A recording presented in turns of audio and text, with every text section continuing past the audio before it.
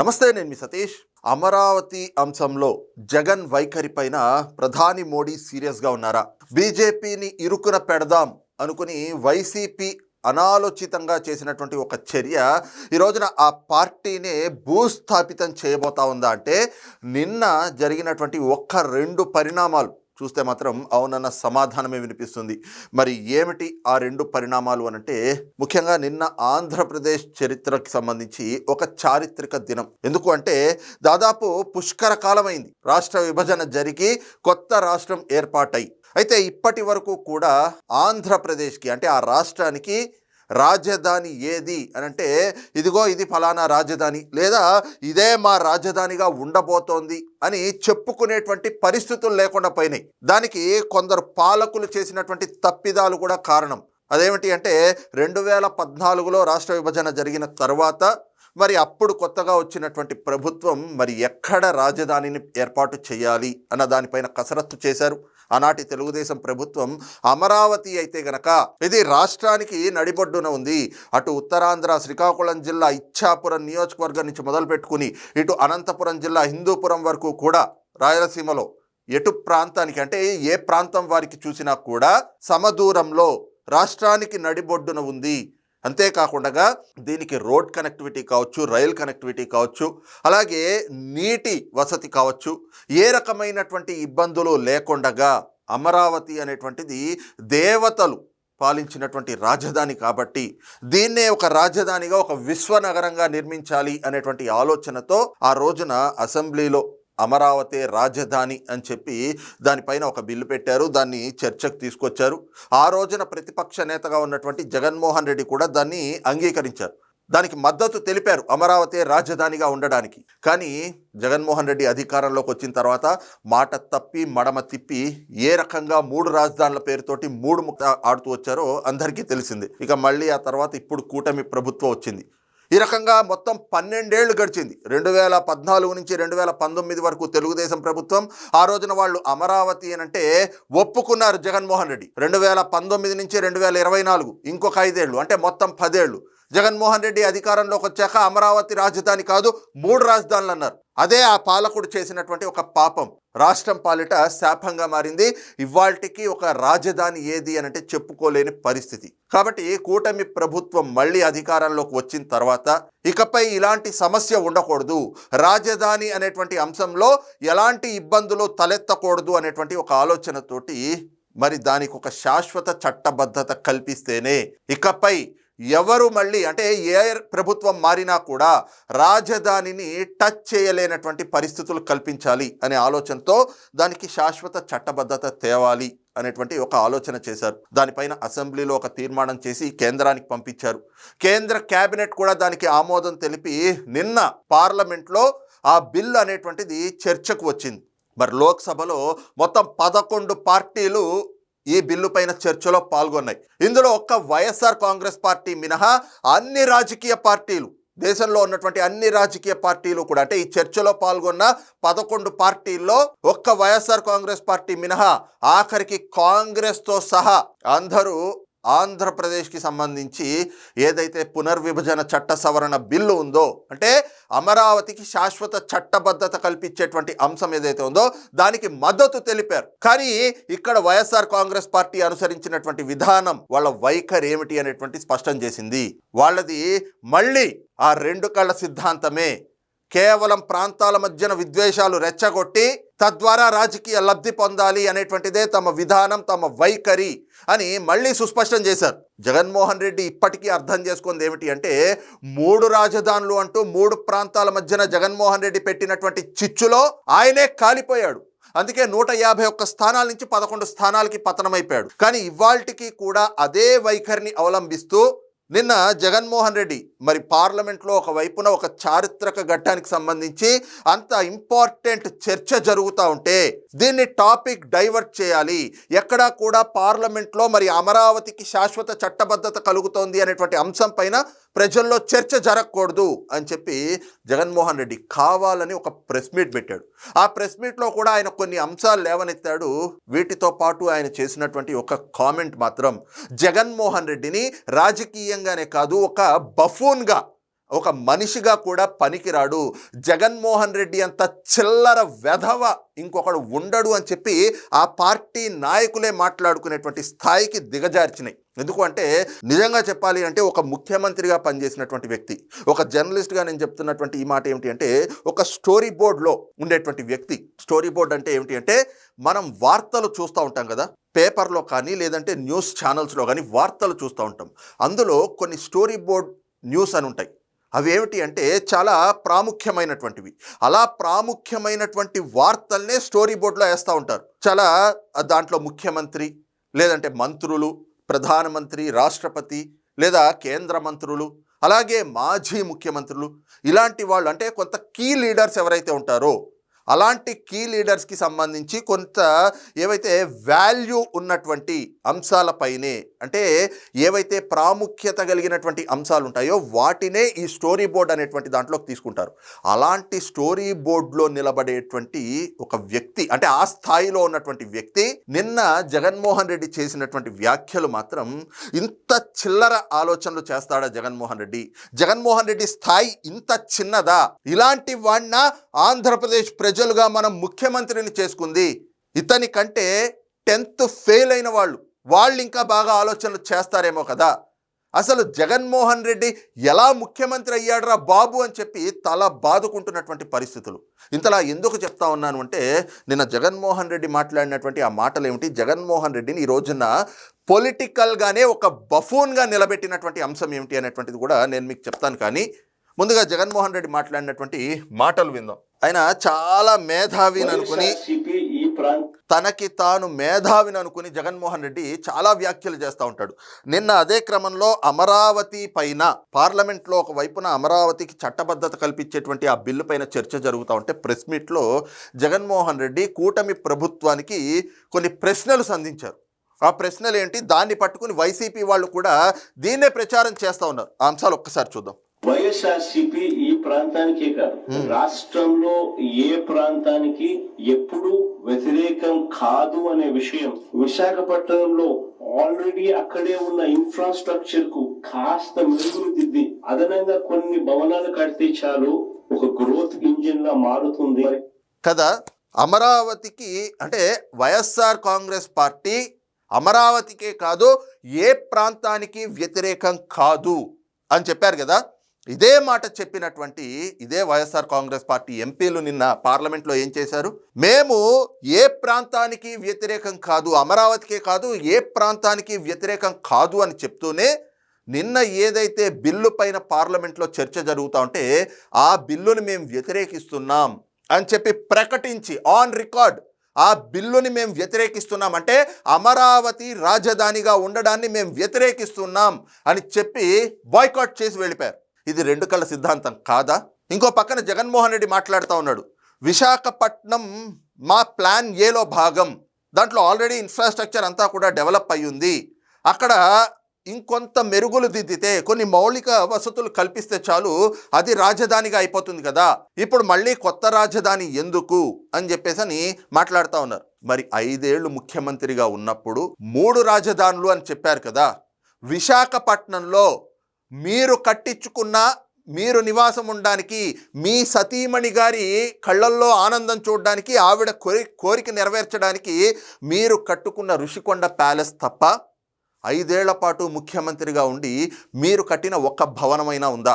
ఇదిగో విశాఖపట్నంలో already infrastructure ఉంది కాబట్టి ఇంకొన్ని భవనాలు కట్టి కొన్ని మౌలిక వసతులు కల్పిస్తే చాలు అది గ్రోత్ ఇంజన్లా మారుతుంది అని డైలాగులు చెప్తున్న ఇదే జగన్మోహన్ రెడ్డి 5 ఏళ్లు ముఖ్యమంత్రిగా ఉన్నప్పుడు గుడ్డి గుర్రానికి పళ్ళు తోమాడా?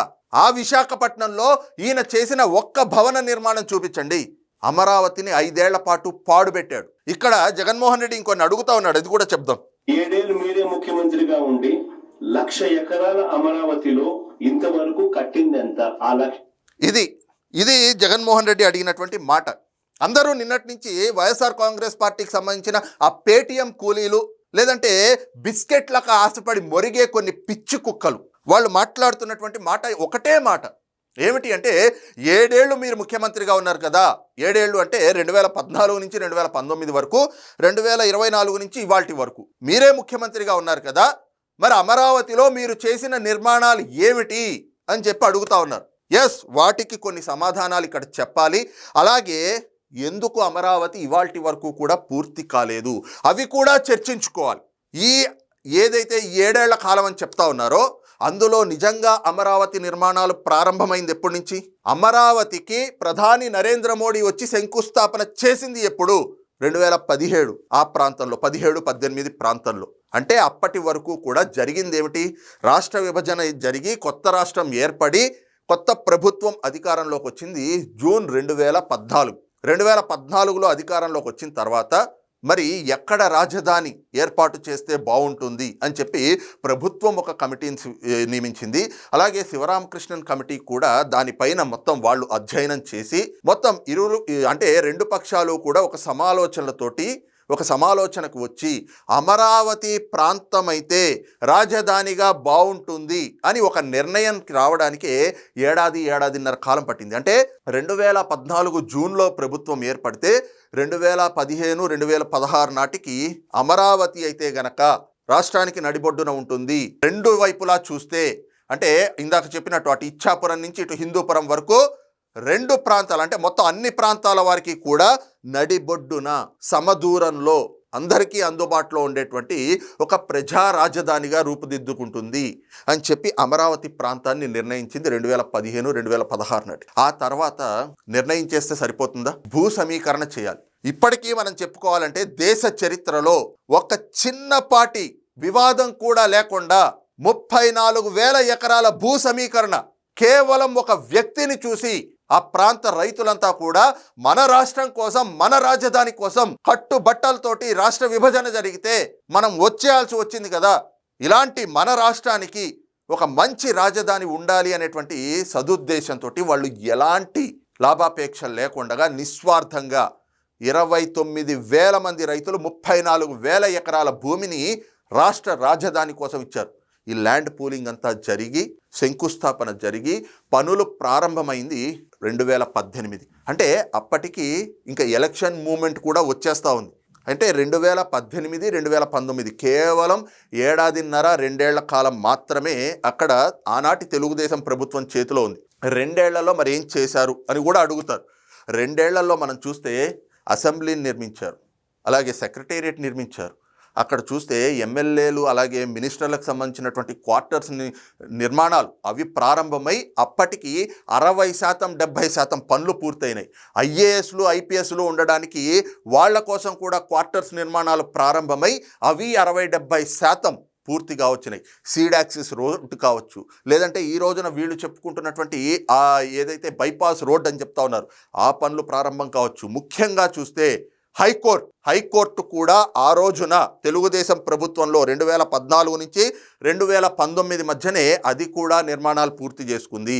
వీటితో పాటుగా చూస్తే అక్కడ ఇంకా కేంద్ర ప్రభుత్వ సంస్థలు కావచ్చు, లేదంటే రిజర్వ్ బ్యాంక్ ఆఫ్ ఇండియా కావచ్చు, లేదంటే కొన్ని విశ్వవిద్యాలయాలు కావచ్చు, ఇలాంటివన్నీ కూడా వచ్చి అక్కడ స్థాపన చేసుకుని అక్కడ నవనగరాల నిర్మాణం పూర్తి చేసుకోవడం కోసం సిఆర్డిఏ ఆధ్వర్యంలో అమరావతిని అభివృద్ధి చేసుకునేందుకు కార్యాచరణలు పూర్తవడంతో పాటు అనేక సంస్థలతోటి ఎంఓయూలు కూడా అయినాయి. ఇవన్నీ ఎప్పుడు జరిగినాయి? 2019కి ముందరే. నేను చెప్పిన అసెంబ్లీ కానీ, సెక్రటేరియట్ కానీ, హైకోర్టు కానీ, లేదంటే MLA quarters, ministers quarters, IAS quarters, IPS క్వార్టర్లు, వీటన్నిటి భవనాల పనులు 70% పనులు ఈ క్వార్టర్స్కి సంబంధించి ఇవన్నీ కూడా 2019కి ముందే పూర్తయినాయి 70% వరకు. 2019 నుంచి 2024 మధ్యన జగన్మోహన్ రెడ్డి అధికారంలో ఉన్నప్పుడు ఏవైతే ఇందాక నేను చెప్పిన ఐఏఎస్ క్వార్టర్లు, ఐపీఎస్ క్వార్టర్లు, మినిస్టర్ క్వార్టర్స్, ఎమ్మెల్యే క్వార్టర్స్ 60%-70% పూర్తయిన పనులు ఏవైతే ఉన్నాయో వాటిని కొనసాగించి ఉంటే ఈ పాటికి అమరావతి ఒక రూపుకొచ్చేది. కానీ జగన్మోహన్ రెడ్డి ఏం చేశాడు? అమరావతి మీద కక్ష గట్టి ఆ ప్రాంతం అభివృద్ధి చెందకూడదు, దాన్ని సమూలంగా నాశనం చేయాలి అని చెప్పి దాన్ని ఒక కాంక్రీట్ జంగల్ని చేశాడు, దాన్ని ఒక కార్ అడవిలాగా తయారు చేశాడు. జగన్మోహన్ రెడ్డి అమరావతి మీద పెంచుకున్న పగ ఏదైతే ఉందో దాన్ని ఏ విధంగా చూపించాడు అంటే కాంట్రాక్ట్ సంస్థలన్నిటికీ ఉన్నటువంటి కాంట్రాక్టులు రివర్స్ టెండరింగ్ పేరుతో రద్దు చేశాడు. అంతేగాక అక్కడ ఉన్నటువంటి సామాగ్రి, పైపులు కావచ్చు, వైర్లు కావచ్చు, అరే ఎంత దిక్కుమాలిన బతుకు అంటే జగన్మోహన్ రెడ్డి ప్రభుత్వంలో, జగన్మోహన్ రెడ్డిది, ఆయన పార్టీ నాయకులది అంటే సీడాక్సిస్ రోడ్లు, ఆ రోడ్ల మీద ఉండే కంకర తవ్వుకుపోయారు. ఇది జగన్మోహన్ రెడ్డి చేసిన నిర్వాకం. జగన్మోహన్ రెడ్డి చేసినటువంటి ఒక్క పాపం, అమరావతి నాశనం చేశాడు 5 ఏళ్ల పాటు. నవనగరాల్ని నాశనం చేసే విధంగా కార్యాచరణ మొత్తం సిద్ధం చేసుకుని ఆ రోజున R5 జోన్ అని పెట్టేసి ఏ రకంగా పేదలకు ఇళ్ళు ఇస్తున్నామని చెప్పేసని, అక్కడ పేదవాళ్ళకి ఇళ్ల పట్టాలు, సెంటు భూములు ఇస్తున్నామని చెప్పి ఆ పూర్తి అమరావతినే డిస్టర్బ్ చేసే ఒక విధ్వంసకర ఆలోచన చేశాడు జగన్మోహన్ రెడ్డి. అవి కాకుండా అప్పటి వరకు జరిగినటువంటి పనులని కొనసాగించి ఉంటే ఈ పార్టీకి అమరావతి ఒక రూపుకొచ్చుండేది. 7 ఏళ్ల పాటు ముఖ్యమంత్రిగా ఉన్నారు, మీరెందుకు పూర్తి చేయలేకపోయారు అంటే, ఈ 7 ఏళ్లలో, 5 ఏళ్లలో 3 ఏళ్ల పాటు ఎక్కడ నిర్మాణం చేయాలి, అమరావతి అంటే రాజధాని అనేది ఏ ప్రాంతంలో పెట్టాలి, అలాగే ఆ రాజధాని నిర్మాణానికి కావాల్సినటువంటి భూ సమీకరణ, వీటన్నిటికీ 3 ఏళ్లు పట్టింది. అంటే మిగిలిన కాలం ఆ రోజున 2 ఏళ్ళు, ఇప్పుడు 2 ఏళ్ళు, కానీ మధ్యలో 5 ఏళ్ళు గుడ్డి గుర్రానికి పళ్ళు దోమింది ఇదే జగన్మోహన్ రెడ్డి. రాష్ట్రానికి పట్టిన పీడాకారంలాగా రాష్ట్రానికి కాబోయేటువంటి రాజధానిని నాశనం చేసింది జగన్మోహన్ రెడ్డి. ఈ రోజున వాటి గురించి మాట్లాడకుండా 7 ఏళ్లలో మీరేం చేశారు, 7 ఏళ్లలో మీరేం చేశారు అని మాట్లాడుతూ ఉన్నారు. ఇంకొంతమంది వైఎస్ఆర్ కాంగ్రెస్ పార్టీకి సంబంధించి ఇందాక చెప్పిన పేటీఎం కుక్కలు, ఈ రోజున జగన్మోహన్ రెడ్డి గారు ప్లాన్ ఏ, ఇందాక చెప్పిన విశాఖపట్నం ఆయన ప్లాన్ ఏ అట, ప్లాన్ బి పేరుతోటి ఇందాక నేను చెప్పా కదా, జగన్మోహన్ రెడ్డి ఒక పొలిటికల్ బఫూన్ అయ్యాడు. ఏమిటి ఆ ప్లాన్ బి అంటే, ఆయన చెప్పిన మాట, ఆయన మా వి గన్ అంటే, ఎందుకు మీరు అమరావతినే నిర్మించాలి, అక్కడ 1,00,000 ఎకరాలు, ఎకరానికి 2 కోట్ల లెక్కన 1,00,000 ఎకరాలకి 2 లక్షల కోట్లు, ఇది సాధ్యమయ్యేటువంటి అంశం కాదు అని చెప్పుకుంటూనే మచిలీపట్నంలోంచి మా, అలాగే విజయవాడలోంచి వి, గుంటూరులోంచి GUN గన్ అని పెట్టేసని మావి గన్ అని చెప్పి ఒక సిటీని, ఏదైతే గనక ఆ 3 ప్రాంతాలని కూడా ఒక ట్రయాంగిల్ రూపంలో హైవేకి అటువైపున ఇటువైపున బిల్డింగులు కట్టేసేసి, ఆల్రెడీ అక్కడ బేసిక్ ఇన్ఫ్రాస్ట్రక్చర్ ఉంది కాబట్టి ఇంకొన్ని మౌలిక వసతులు కల్పిస్తే చాలు, అసలు అదంతా కూడా గ్రోత్ ఇంజన్ లాగా మారిపోతుంది కదా ఆ కారిడార్ అంతా కూడా అని చెప్పి తెలివిగా ఒక మాట చెప్పా అనుకున్నాడు. దానిపైన నిన్నటి నుంచి జగన్మోహన్ రెడ్డి ఎంత ట్రోల్ అయ్యాడంటే, నిజంగా ఇంత ఈ స్థాయికి అంటే ఒక ముఖ్యమంత్రిగా పనిచేసినటువంటి వ్యక్తి ఆఖరికి రోడ్డు మీద బిచ్చమెత్తుకునేవాళ్ళు, వాళ్ళు కూడా జగన్మోహన్ రెడ్డి ముఖాన కాండ్రించి ఉమ్మేస్తూ ఉన్నారు, ఇంత దిక్కుమాలినోడు నువ్వు ముఖ్యమంత్రిగా చేశావా అని చెప్పి. అలాంటి ఒక కామెంట్ అయింది. ఒక కామెంట్ తోటి చాలామంది వైరల్ అయిపోతూ ఉంటారు, మనం చూస్తూ ఉంటాం. అటు కామెడీ ఆర్టిస్టులు కావచ్చు, లేదంటే కనుక ఇంకొందరిని.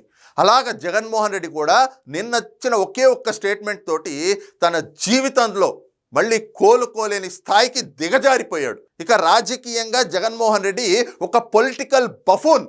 ఈ రోజున 2 తెలుగు రాష్ట్రాల రాజకీయాల్లో కేఏ పాల్ని ఎలా అయితే చూస్తారో, జగన్మోహన్ రెడ్డి కంటే కేఏ పాలే బెటర్ అని మాట్లాడుకునేటువంటి పరిస్థితులకు వచ్చింది. అంటే జగన్మోహన్ రెడ్డి ఎంత అధమ స్థాయికి దిగజారిపోయాడో నిన్న ఆ ఒక్క మావిగన్ అనేటువంటి కామెంట్ నిరూపించేసింది. ఈ రకమైనటువంటి కామెంట్స్ చేస్తూ అసలు అమరావతి 1,00,000 ఎకరాలు, ఒక్కొక్క ఎకరాకి 2 కోట్ల రూపాయలు, ఇంత డబ్బు మన దగ్గర ఉందా, ఈ 2 లక్షల కోట్ల రూపాయలతోటి ఎప్పటికి పూర్తయ్యేను, చంద్రబాబు నాయుడు గారు కేవలం పబ్లిసిటీ స్టంట్ కోసం, ఇదిగో ఆ రోజున మేము హైదరాబాద్ డెవలప్ చేశాం కదా అని చెప్పి అప్పుడెప్పుడుదో మాట తీసుకొచ్చి ఇప్పుడు మళ్ళీ చెప్పుకునేటువంటి ప్రయత్నాలు చేస్తూ ఉన్నారు. కానీ నిజంగా అమరావతి పూర్తి కావాలి అంటే ఇప్పుడు అంత సాధ్యమయ్యేటువంటి విషయం కాదు. అమరావతి నిర్మాణం జరగాలంటే కొన్ని దశాబ్దాలు పట్టేస్తుంది అంటున్నారు. ఇక్కడ నేను ఒకే ఒక ఎగ్జాంపుల్ చెప్తా. చంద్రబాబు నాయుడు గారికి ఆ సామర్థ్యం ఉందా లేదా అని చెప్పడానికి ఒకే ఒక్క ఉదాహరణ ఏమిటి అంటే, చంద్రబాబు నాయుడు గారు ఉమ్మడి ఆంధ్రప్రదేశ్లో ఎంతకాలం ఉన్నారండి ముఖ్యమంత్రిగా? 9 సంవత్సరాలు. అది కూడా ఏ పీరియడ్లో? 1995లో మొట్టమొదటిసారి చంద్రబాబు నాయుడు గారు ముఖ్యమంత్రి అయ్యారు. 95 నుంచి 2004 అంటే 9 ఏళ్ల పాటు మాత్రమే ఆయన ముఖ్యమంత్రిగా ఉంది. ఈ 9 ఏళ్ల కాలంలోనే హైదరాబాద్లో ఒక ఐటీ విప్లవం వచ్చింది, ఒక హైటెక్ సిటీ నిర్మాణం జరిగింది. అలాగే ఈ 9 ఏళ్ల కాలంలోనే సైబరాబాద్ అనేటువంటి ఒక కొత్త నగరం సృష్టించబడింది. ఈ సైబరాబాద్ కూడా చంద్రబాబు నాయుడు గారు ఉన్నప్పుడే వచ్చింది.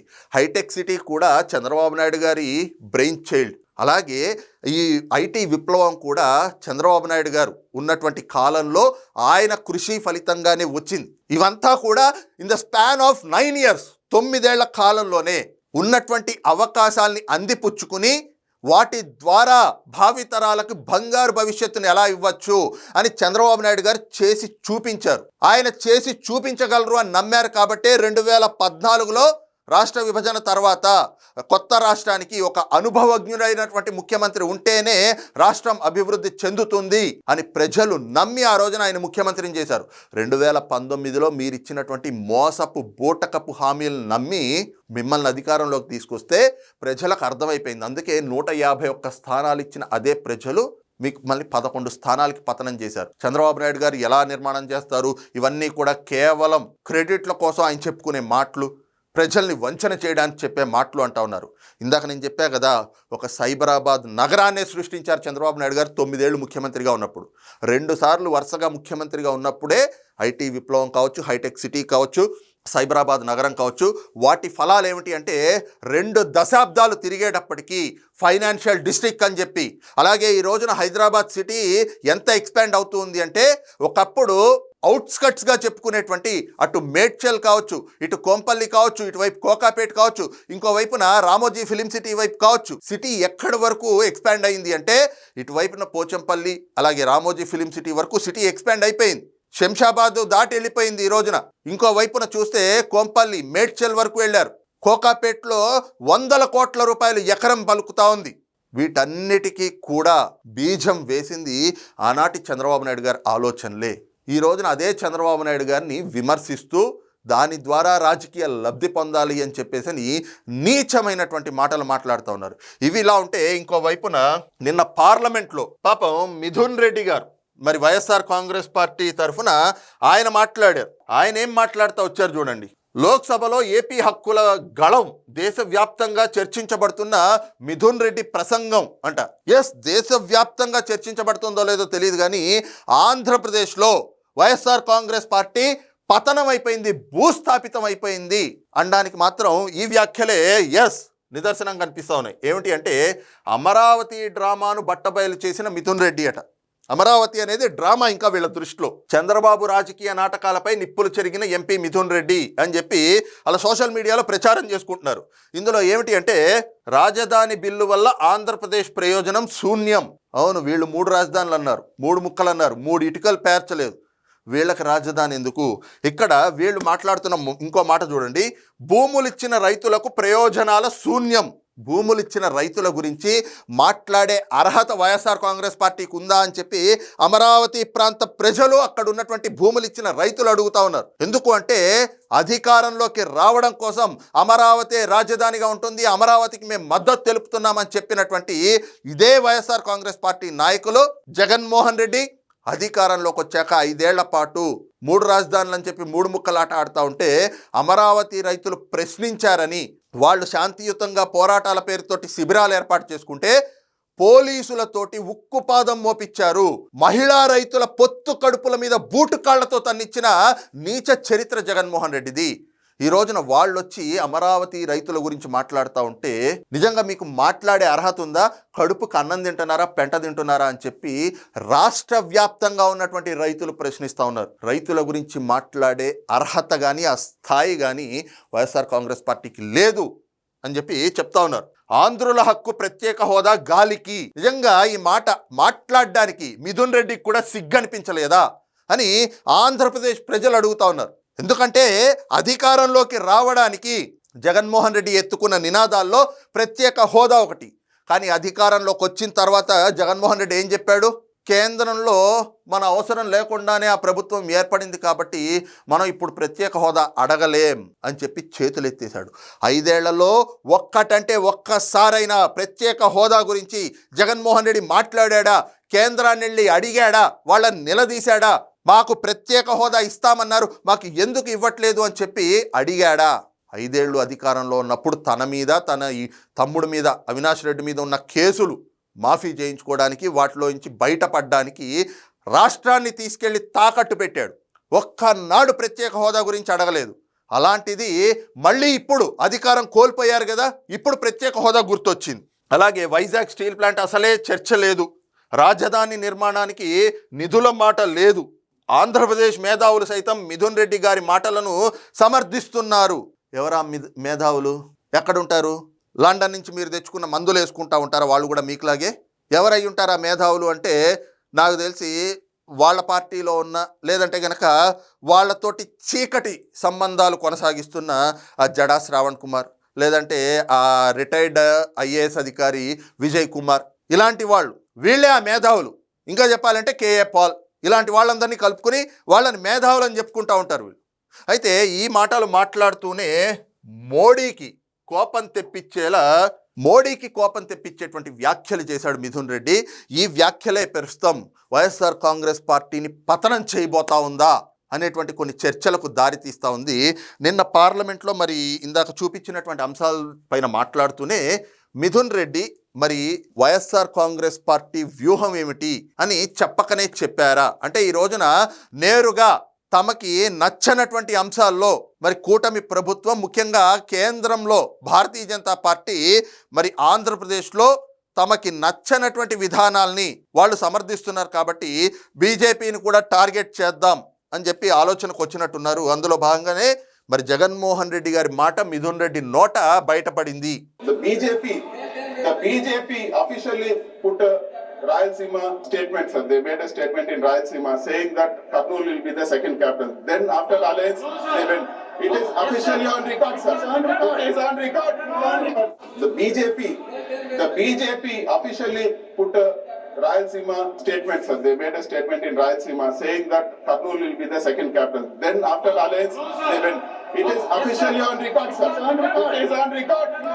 ఇది చూస్తూ ఉన్నాం కదా. అంటే అమరావతి విషయంలో మరి ఏదైతే ఈ రోజున కూటమి ప్రభుత్వం ఆంధ్రప్రదేశ్ అసెంబ్లీలో ఒక తీర్మానం చేసి కేంద్రానికి పంపించారు.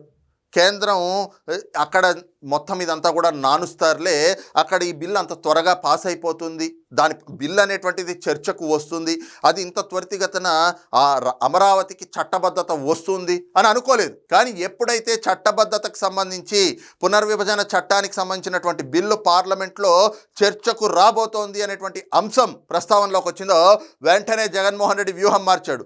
ఇప్పుడు నేరుగా బీజేపీని టార్గెట్ చేసి ఇదిగో ఆ రోజున భారతీయ జనతా పార్టీ అప్పట్లో కర్నూలు రాజధానిగా ఉంటుంది అని చెప్పి ప్రకటించారు.